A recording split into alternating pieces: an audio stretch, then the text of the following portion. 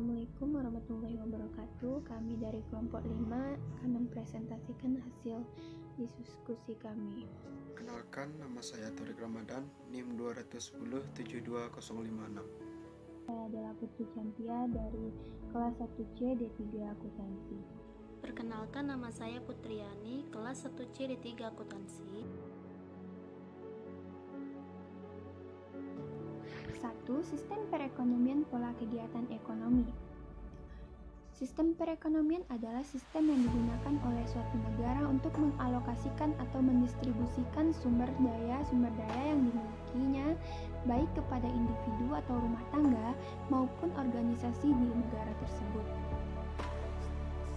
Perbedaan mendasar antara sebuah sistem ekonomi dengan sistem ekonomi lainnya adalah bagaimana cara sistem itu mengatur faktor produksinya. 1. Sistem ekonomi pasar, yaitu sistem ekonomi dalam suatu negara di mana produsen bebas melakukan kegiatan produksi sehingga kegiatan produksi dan konsumsi ditentukan oleh mekanisme pasar, yaitu permintaan dan penawaran. Yang kedua, sistem ekonomi perencanaan terpusat atau terencana, disebut juga dengan sistem ekonomi komando, komunisme, sosialisme, merupakan sistem ekonomi yang faktor produksinya dimiliki dan digunakan oleh pemerintah. Yang ketiga, sistem ekonomi campuran, merupakan sistem ekonomi yang dianut suatu negara yang menggabungkan sistem ekonomi pasar dan terencana. Uang, perdagangan, dan spesialisasi. Perekonomian dunia telah mengalami perubahan yang sangat drastis dalam 2,5 abad belakangan ini. Mula-mula perubahan tersebut terutama berlangsung di negara-negara maju. Kegiatan perdagangan yang bertambah efisien selanjutnya menimbulkan pula perkembangan spesialisasi dalam kegiatan produksi. Bertambah pentingnya peranan perdagangan dan spesialisasi kegiatan produksi merupakan ciri penting dari suatu perekonomian modern. Ada beberapa kegiatan ekonomi yang dijalankan dalam suatu masyarakat yang relatif primitif, antara lain: 1. Produksi untuk memenuhi kebutuhan sendiri. Dalam perekonomian yang primitif, yang lazim dikenal sebagai perekonomian subsisten, unit-unit produksi terutama terdiri dari keluarga petani tradisional. Petani seperti itu menggunakan cara dan alat bercocok tanam yang masih sederhana. Tingkat produktivitasnya kegiatan mereka masih rendah dan tingkat produksi hanya cukup untuk kehidupan yang sederhana. Jarang sekali terdapat kelebihan atau surplus produksi yang dapat dijual di pasar. 2. Perdagangan barter. Dalam perekonomian subsisten yang masih sangat primitif, perdagangan dilakukan secara barter, yaitu perdagangan secara pertukaran barang dengan barang. Dalam perdagangan seperti itu haruslah wujud keadaan di mana seseorang ingin menukar barang yang dihasilkan dengan suatu barang lain, dan seseorang lain memproduksi barang yang diinginkan orang yang pertama dan bersedia menukarkan barang tersebut dengan barang yang dihasilkan yang pertama. 3. Pola perdagangan perekonomian subsisten. Pada saat ini, perdagangan secara barter tidak banyak lagi dilakukan. Pada perekonomian subsisten ini, uang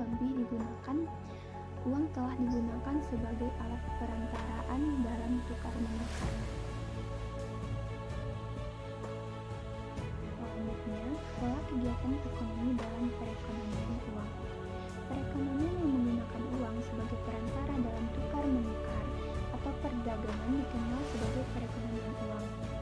Namun demikian, pentingnya uang dalam masyarakat berbeda satu sama lain. Dalam perekonomian subsisten, uang tidak terlalu penting peranannya, karena kegiatan perdagangan masih sangat terbatas. Sebaliknya dengan di Amerika Serikat dan Jepang, secara umum kemajuan perekonomian akan menyebabkan peranan yang uang menjadi semakin penting dalam perekonomian. Hal ini karena makin maju perekonomian, maka makin penting kegiatan perdagangan yang dihasilkan. Dalam perekonomian subsisten, perdagangan adalah terbatas karena produksi yang dihasilkan terutama untuk memenuhi kebutuhan sendiri. Penggunaan uang telah memungkinkan mereka melakukan spesialisasi, yaitu setiap orang tidak lagi menghasilkan barang dan jasa yang diperlukan, tetapi mengkhususkan menghasilkan barang atau jasa yang dapat disediakan dengan lebih efisien. Spesialisasi dan perdagangan. Contoh sederhana tentang spesialisasi perdagangan antara lain adalah petani, tukang kayu, dan tukang jahit tidak perlu menghasilkan semua barang yang mereka inginkan. Yang mereka perlu lakukan adalah melakukan spesialisasi dalam memproduksi barang-barang sehingga dapat dihasilkan dengan cara yang paling efisien. Maka petani akan menghasilkan makanan, tukang kayu akan menghasilkan peralatan pertanian dan peralatan rumah tangga, dan tukang jahit akan menghasilkan pakaian.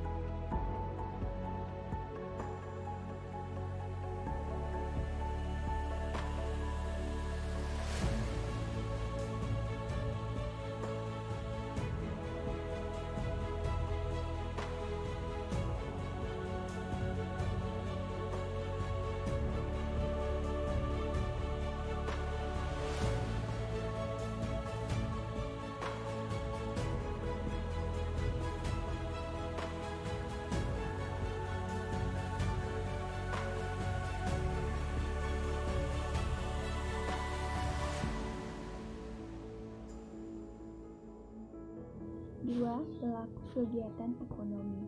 Pelaku-pelaku kegiatan ekonomi dibedakan menjadi 3 golongan, yaitu yang pertama rumah tangga. Rumah tangga adalah pemilik berbagai faktor produksi yang tersedia dalam perekonomian. Sektor ini menyediakan tenaga kerja dan tenaga usahawan, dan beberapa faktor lainnya, yaitu barang-barang modal, kekayaan alam, dan harta tetap seperti tanah dan bangunan. Mereka menawarkan faktor-faktor produksi ini kepada perusahaan sebagai balas jasa. Perusahaan akan memberikan berbagai jenis pendapatan ke rumah tangga, baik itu upah, bunga, dan keuntungan lainnya. Yang kedua, perusahaan. Perusahaan adalah organisasi yang dikembangkan seorang atau sekumpulan orang dengan tujuan untuk menghasilkan berbagai jenis barang dan jasa yang dibutuhkan masyarakat. Orang atau sekumpulan orang tersebut disebut pengusaha yang mengorganisasikan faktor-faktor produksi sehingga barang dan jasa yang diperlukan rumah tangga dapat diproduksi sebaik-baiknya. Tujuannya adalah untuk memperoleh keuntungan dari usaha mereka. Yang ketiga, dimaksud dengan pemerintah adalah badan-badan pemerintah yang bertugas untuk mengatur kegiatan ekonomi dan mengawasi kegiatan rumah tangga dan perusahaan supaya mereka tidak merugikan masyarakat secara keseluruhan. Selain mengatur dan mengawasi, pemerintah juga melakukan sendiri kegiatan ekonomi, yaitu mengembangkan prasarana ekonomi dan mengembangkan prasarana sosial. Untuk membiayai pengeluarannya, pemerintah mengenakan pajak kepada rumah tangga dan perusahaan. Pajak dibedakan jadi pajak langsung dan pajak tidak langsung.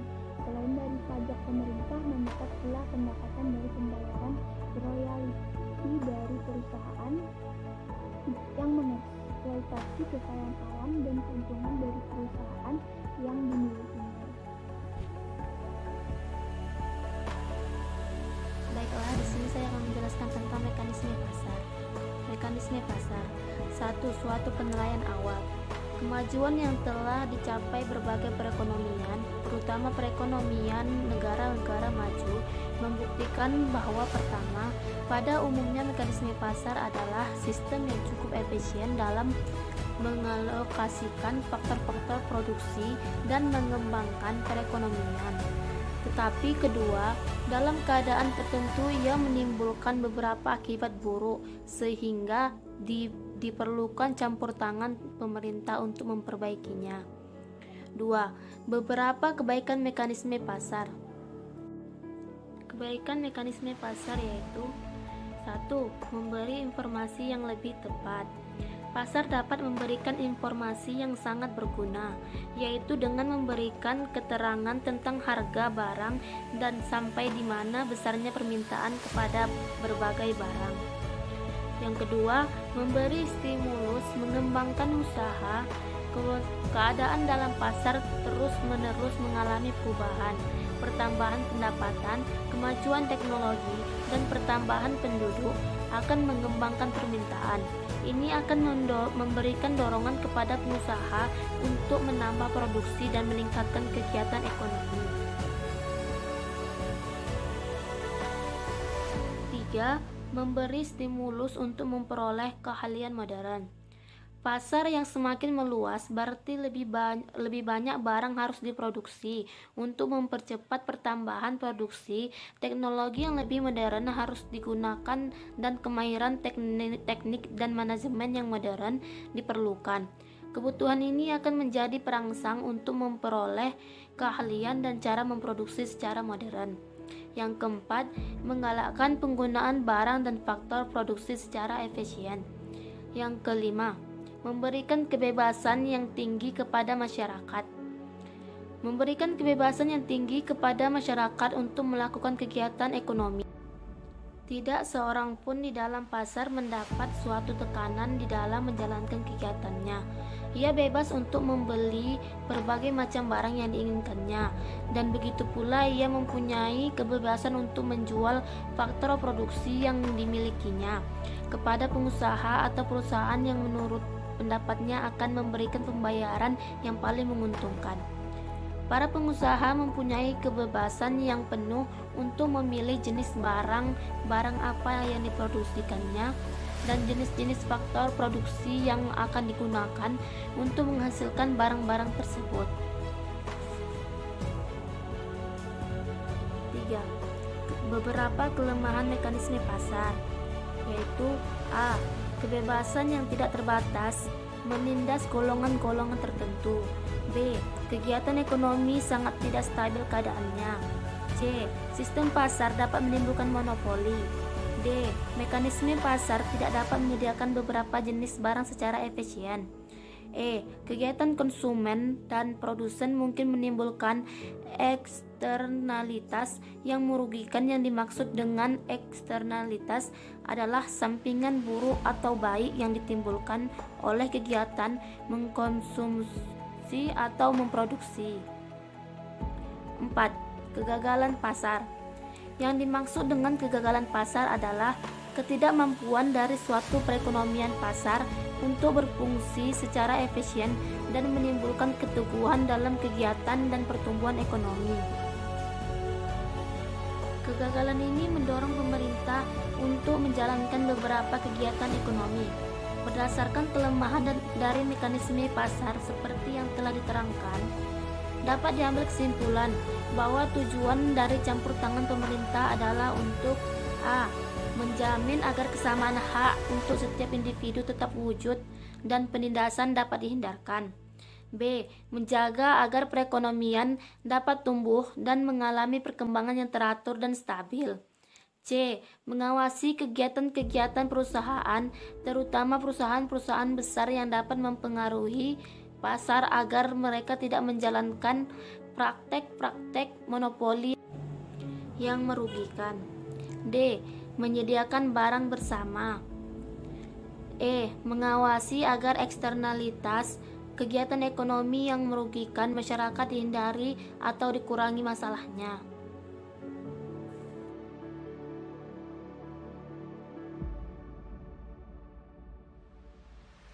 A. Kegagalan pasar. Yang dimaksud dengan kegagalan pasar adalah ketidakmampuan dari suatu perekonomian pasar untuk berfungsi secara efisien dan menimbulkan keteguhan dan pertumbuhan ekonomi. Kegagalan ini mendorong pemerintah untuk menjalankan beberapa kegiatan ekonomi.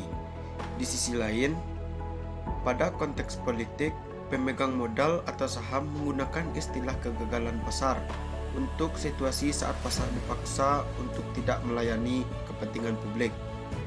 Sebuah pernyataan yang subjektif yang biasanya dibuat dari landasan moral atau sosial. Atau dapat dikatakan kegagalan pasar adalah di mana suatu pasar tidak dapat menjalankan secara sempurna sesuai dengan fungsi awal sebagai pasar dan situasi di mana semua kekuatan yang ada di dalam pasar permintaan dan penawaran berada dalam keadaan ketidakseimbangan. Kegagalan pasar dapat terjadi karena adanya faktor-faktor di bawah ini, yaitu yang pertama, adanya common goods atau barang bersama. Yang kedua, adanya unsur ketidaksempurnaan pasar. Ketiga, adanya barang publik. 4. Adanya eksternalitas. 5. Adanya pasar tidak lengkap. Dan yang terakhir, adanya kegagalan informasi. Selanjutnya, campur tangan pemerintah. Berdasarkan kelemahan-kelemahan dari mekanisme pasar seperti yang telah diterangkan, setiap pasar membutuhkan perhatian pemerintah untuk meningkatkan keteguhan dan pertumbuhan kegiatan ekonomi. Tujuan campur tangan pemerintah. Yang pertama, menjamin agar kebersamaan hak untuk setiap individu tetap terwujud dan penindasan dapat dihindarkan. Yang kedua, menjaga agar perekonomian dapat tumbuh dan mengalami perkembangan yang teratur dan stabil. Ketiga, mengawasi kegiatan-kegiatan perusahaan, terutama perusahaan-perusahaan besar yang dapat mempengaruhi pasar agar mereka tidak menjalankan praktek-praktek monopoli yang merugikan. 4. Menyediakan barang bersama, yaitu barang-barang seperti jalan raya, polisi, dan tentara yang penggunaannya dilakukan secara kolektif oleh masyarakat untuk mempertinggi kesejahteraan sosial masyarakat. Yang kelima, mengawasi agar eksternalitas kegiatan ekonomi yang merugikan masyarakat dihindari atau dikurangi masalahnya. Selanjutnya, bentuk-bentuk campur tangan pemerintah. Yang pertama, membuat peraturan-peraturan, yaitu tujuan pokok dari peraturan pemerintah adalah agar kegiatan-kegiatan ekonomi dapat dijalankan secara wajar dan tidak merugikan khalayak ramai. Contohnya, peraturan mengenai syarat kerja pada para pekerja di sektor industri adalah dibuat untuk menjamin dalam pemberian gaji, upah, dan tunjangan lain yang wajar dan tidak menindas. Contoh lain, peraturan mengenai lokasi pengembangan perusahaan yang bertujuan agar industri tidak dikembangkan secara sembarangan, sehingga kegiatan industri ini tidak mengganggu masyarakat sekitar dan menghindari pencemaran udara. Peraturan dibuat oleh pemerintah meliputi berbagai aspek kegiatan ekonomi, bukan saja terbatas pada kegiatan dan pendirian industri tetapi juga kegiatan ekspor-impor, perbaikan lalu lintas, pengembangan perusahaan, dan aspek kegiatan ekonomi lainnya. Yang kedua, menjalankan kebijakan fiskal dan moneter. Kebijakan fiskal adalah strategi dan langkah-langkah pemerintah dalam pengeluarannya dan dalam sistem dan cara-cara pengumpulan pajak. Kebijakan moneter adalah langkah-langkah pemerintah untuk mempengaruhi situasi keuangan dalam perekonomian, yaitu mempengaruhi suku bunga, operasi bank-bank, dan mengatur jumlah uang yang beredar. Kedua kebijakan ini sangat penting dalam mengatur kegiatan ekonomi. Perekonomian selalu menghadapi masalah inflasi dan pengangguran. Kebijakan ini merupakan tindakan untuk mengatasi kenaikan harga dan kekurangan pekerjaan. Yang ketiga, melakukan kegiatan secara langsung. Dalam kegiatan ekonomi terdapat perbedaan nyata antara keuntungan yang dinikmati oleh orang yang melakukannya atau keuntungan pribadi dan keuntungan yang diperoleh masyarakat secara menyeluruh atau keuntungan sosial. Ada kalanya seseorang memperoleh keuntungan yang besar dalam kegiatan ekonomi yang dijalankan tetapi masyarakat mengalami kerugian. Contohnya adalah kegiatan pendidikan. Pendidikan memberi kemungkinan untung yang besar apabila sepenuhnya dijalankan oleh pihak swasta. Sedangkan pada masyarakat merupakan kerugian karena biaya yang besar dalam memperoleh pendidikan. Tindakan masyarakat menyediakan pendidikan kepada sebagian besar anak-anak yang memerlukan dapat menghindari pengeluaran yang sangat besar untuk pendidikan. Baiklah, sekian hasil diskusi kami. Mohon maaf atas kesalahan. Sekian, terima kasih. Assalamualaikum warahmatullahi wabarakatuh.